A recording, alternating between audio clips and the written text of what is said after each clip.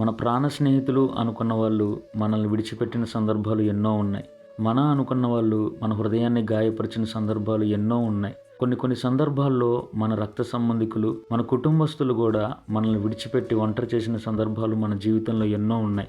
ఈ లోకంలో అనుకున్న వాళ్ళు, బంధువులు, స్నేహితులు ఎంతమంది మనల్ని విడిచిపెట్టినా, ఎంతమంది మనల్ని ఒంటరి చేసినా, ఎంతమంది మన హృదయాన్ని గాయపరిచినా మన దేవుడు మనల్ని విడిచిపెట్టేవాడు కాదు.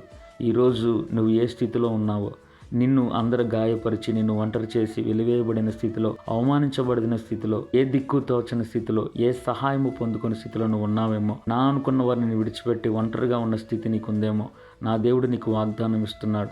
ఎవరు విడిచినా నేను విడవను, ఎవరు మరిచినా నేను మరవను.